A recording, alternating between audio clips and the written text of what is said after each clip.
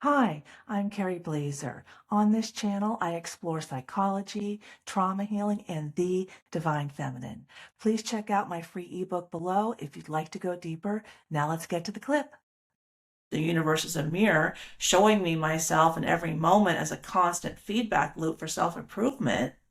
So every time you have a negative thought in your brain and your initial is to put it on somebody else, ask yourself, how does that apply to me? And be honest with yourself. And if you don't know immediately, write it down in a little notebook and come back to it later.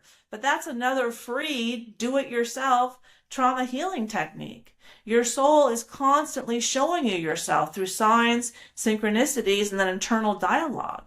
And the more you listen to that internal dialogue and learn to transform your wounds into wisdom, you will eventually shut down the internal terrorist. I used to have a terrorist in my head. It was about 9 months after I found the fear all men wound that I was able to silence the terrorist in my head. And I know people, oh yeah, I know the terrorist in my head, but that terrorist in your head is giving you a lot of useful information about yourself, not anybody else. So again, why Dr. Joe Dispenza said, remove all of your attention outside of yourself. Those are the projections.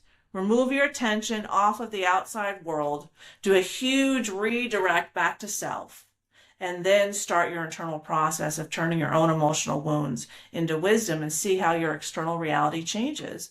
As Dr. Huberman said, cancel culture is doing it backwards. It starts with the self.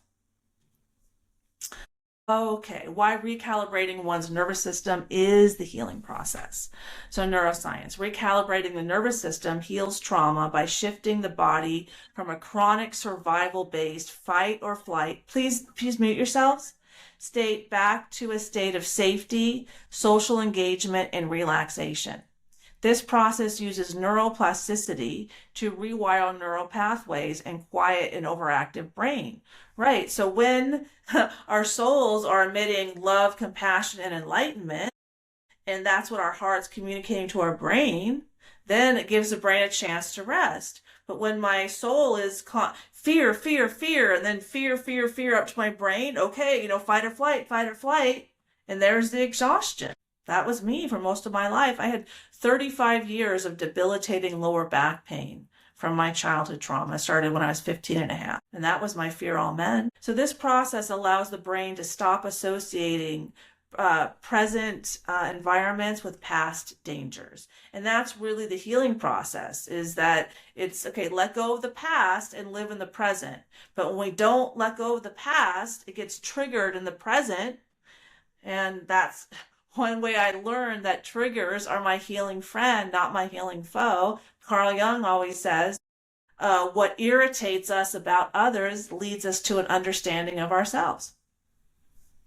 And, but when your nervous system shifts, your relationships shift, decision-making sharpens, business problems resolve, patterns dissolve, those unhealthy patterns, the failed relationships, the nonstop dating, like new person. And because you're no longer reacting from old wounds, you're not pulling your past into the present when you learn to let go of your past and to learn from your past.